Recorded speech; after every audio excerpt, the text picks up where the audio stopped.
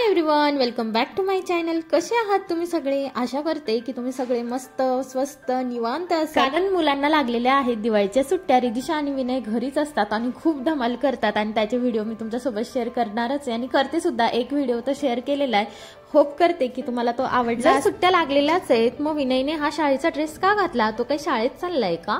हो, विनय शाळेतच चाललाय, दिवाळीच्या सुट्ट्यांमध्ये पण चाललाय बघा शाळेमध्ये। ऍक्च्युली त्याच्या स्कूलमध्ये आहे आज ओपन हाऊस, म्हणजे जी सामायिक परीक्षा झाली होती त्याचा निकाल आज लागलेला आहे। म्हणजे एवढीशे मुलं, आता तर विनय नर्सरीमध्ये, त्यांनी लाईफ मधली पहिली एक्झाम दिली आहे आणि मग ती एक्साइटमेंट की याने स्कूलमध्ये कसं केलं असणार आहे, याला जमलं असणार आहे की नाही, सगळ्या गोष्टी माझ्या माइंडमध्ये। आणि म्हटलं चला सॉल्व्ह करून। आणि अजून एक म्हणजे विनयच्या लाईफ मधली ही पहिली एक्झाम, म्हणजे त्याच्या आठवणीत राहावी किंवा आमच्या आठवणीत राहावी म्हणून सुद्धा हा एक व्हिडिओ बनवलाय मी। आज विनयच्या स्कूलमध्ये आहे ओपन हाऊस आणि विनयनी एक्झाम दिलेली होती आणि तो महिनाभर स्कूलमध्येच गेला नव्हता, तर आज मी त्याचे पेपर बघायला जाणार आहे की कसा सोडवला यांनी पेपर।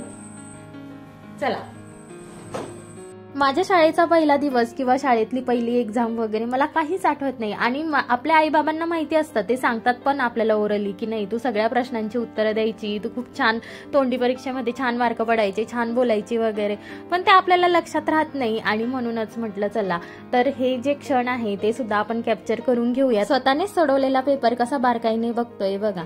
आणि याला इतके छान मार्क पडले ना, म्हणजे महिनाभर हा स्कूलमध्ये गेला नव्हता कारण याची तब्येत बरी नव्हती, तरी सुद्धा त्याने छान केलंय। हा, कुठे आंबा? आंबा नाहीये, ती पपई आहे, कच्ची पपई। काय पपया? पपया खाली पपई बघितली म्हणून तुला पपई खाऊशी वाटती? नको रे, बाबांना येऊ दे, मग बाबांना येऊ दे ना, दूध देते ना तुला, दूध। काल दुकानातून दूध घेऊन आणलं, पण काल खूप लेट झालं होतं ना घरी यायला, 11 तरी वाजले होते। मग हे दूध फ्रीज मध्येच ठेवलं आणि असे दुधाचे खडे झाले इथे। आता याला थोडा वेळ मी आता पाण्यामध्ये भिजवत ठेवते।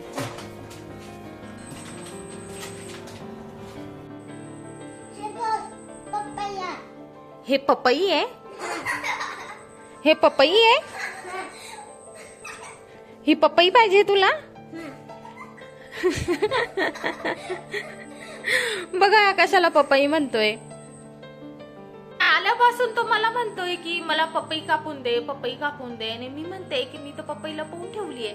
म्हणजे हे मुलं असेच ना, काही वरती दिसलं की सगळं म्हणजे फ्रूटच खातात, म्हणून मी त्याला रॅप करून ठेवलेलं आहे पेपर मध्ये। मी म्हणते याला दिसली कुठे, आणि तो फ्रीज मधून काय घेऊन आला तर हा भोपळा। विनय आता कसा करतो ना की त्याला एखादी वस्तू पाहिजे असेल किंवा काही पाहिजे असेल ना, तर तो असा हट्ट करतो मुद्दामून, आणि ते खूप नकली पण असतं, ते दिसतं पण त्याच्या तोंडावरून, पण इतकं म्हणजे परेशान करतो ना, मग असं वाटतं की नाही जे पाहिजे ते देऊनच टाकावं। आणि म्हटलं चला, त्याला म्हटलं मी बाबा आल्यावर खाऊया म्हटलं सगळे मिळून, पण म्हटलं की नाही मला दे, म्हणून मी आता यांना अर्धी पपई कापून देते, कारण एवढी पपई ते खाऊ पण नाही शकणार। मग दोघांना अर्धी पपई कापून दिली आणि म्हटलं एन्जॉय करा। विनयचा पेपर वगैरे बघून घरी आल्यानंतर यांना खाऊ पिऊ घातलं आणि नंतर मला दुपारी खूप सारे काम होते, त्यापैकी एक काम मी शेड्यूल करून ठेवलं होतं, ते म्हणजे आज मला बाल्कनी क्लीन करायची होती। म्हटलं त्याचा एक सेपरेटच व्हिडिओ तुमच्यासोबत शेअर करते, कारण की कसं आहे ना, तो व्हिडिओ थोडासा इन्फॉर्मेटिव्ह होणार आहे। म्हणजे बाल्कनी क्लीन करत असताना आपल्याला काय काय वस्तू आधीच घेऊन ठेवायच्या वगैरे सगळंच सांगितलंय मी त्याच्यामध्ये, तर तो व्हिडिओ पण नंतर चेकआउट करा। पण इथे आता संध्याकाळ झाली आहे आणि म्हटलं चला संध्याकाळच्या जेवणासाठी काहीतरी बनवूया, आणि ही एक नवीन रेसिपी आहे, म्हणजे तुम्हाला माहिती नसेल म्हणूनच मी ही तुमच्यासोबत शेअर। मेथीच्या भाजीपासून बनणारी ही रेसिपी आमच्या गावाकडे खूप चालते, म्हणजे आठवड्यातून एकदा दोनदा तर ही रेसिपी बनतच असते। म्हटलं चला तुमच्यासोबत पण शेअर करून टाकते। आणि इथे मी कढई तापवत ठेवली, त्याच्यामध्ये 4 पळी तेल आणि नंतर ऍड केलं थोडंसं जिरं, आलं लसूणची पेस्ट आणि हिरवी मिरची आणि छोटासा कांदा जास्त घालायचा नाही। त्यानंतर थोडी हळद घालून घेतली आणि हा पूर्ण टोमॅटो मी याच्यामध्ये टाकून घेणार आहे। टोमॅटो थोडा जास्त घालायचा, मी इथे 2 मोठे टोमॅटो एकदम बारीक चिरून घेतले घेतलेले आणि ते ॲड केले। 2 मोठे मोठे टोमॅटो घ्यायचे तुम्ही, इथे आम्ही 4 जणांसाठी मी बनवते म्हणून 2 मोठे टोमॅटो, लोक जास्त असतील घरामध्ये तर 3 टोमॅटो वगैरे घ्यायचे। आणि ही रेसिपी खरं तर मला माहितीच नव्हती जेव्हा लग्न झालं तेव्हा, मग सासूबाईंनी मला ही रेसिपी शिकवली आणि तेव्हापासून माझी पण फेवरेट झाली। म्हटलं चला असं बनवायचं कधीतरी, आणि आमच्या गावाकडे तर आठवड्यातून एकदा दोनदा ही रेसिपी तर बनतच असते। जे विदर्भ साईडला आहेत त्यांना तर माहितीच आहे। आणि इथं मी मेथी स्वच्छ पाण्याने धुवून घेतली 2-3 पाण्याने, आणि त्यानंतर बारीक बारीक आपल्याला हिला चिरून घ्यायचंय।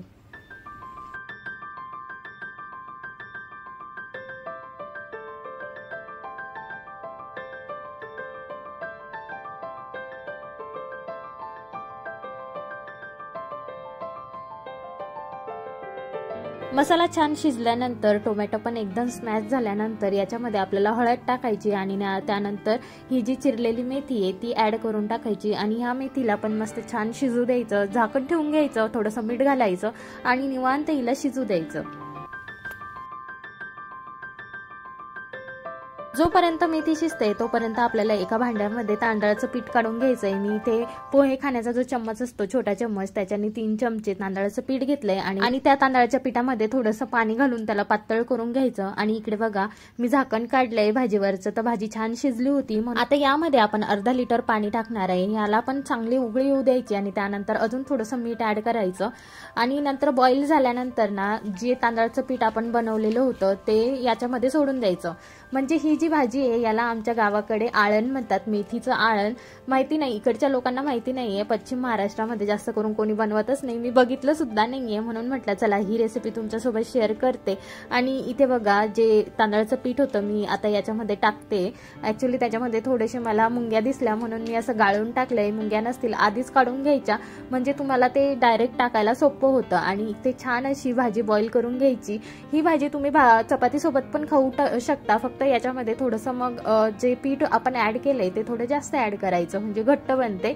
आणि जर तुम्हाला राईस सोबत एन्जॉय करायचं असेल तर थोडी पातळ बनवायची। कशी वाटली रेसिपी तुम्ही नक्की घरी ट्राय करा आणि खरंच खायला खूप सुंदर लागते। आणि इथे मी स्वयंपाक रेडी केला होता तरी पण रात्रीच्या 10:30 वाजता रिधिशाला काय क्रेविंग झाली आणि ती म्हटली की मला आहे ना आज मॅगी खावीशी वाटते, कारण तिला मॅगी बनवता यायला लागली। आता इंडक्शन कसं ऑन करायचं वगैरे येतं, अजून गॅस वगैरे नाही पेटवता येत आणि आम्ही जाऊ पण नाही देत तिला तिकडे, पण इंडक्शनवर तिला मॅगी छान बनवता येते। आणि मग आली माझ्याकडे 2 पॅकेट घेऊन मॅगीचे, म्हटलं चल एक बनव, म्हटलं साधी मॅगी खा, म्हटलं जास्त हॉट नको कारण रात्रीचे 10:30 वाजलेत आणि त्यानंतर हे एन्जॉय करणार आहेत मॅगी। म्हटलं नाही एवढी तिखट नाही बनवायची, मग साधी आटावाली मॅगी असते ना ती बनवली। आणि बघा ना माझ्या बनवलेल्या जेवणापेक्षा यांना मॅगी कशी काय आवडू शकते। चला तर भेटूया नेक्स्ट व्हिडिओमध्ये, तोपर्यंत बाय। अशाच माझ्या नवनवीन व्हिडिओसाठी माझ्या चॅनलला सबस्क्राईब करा।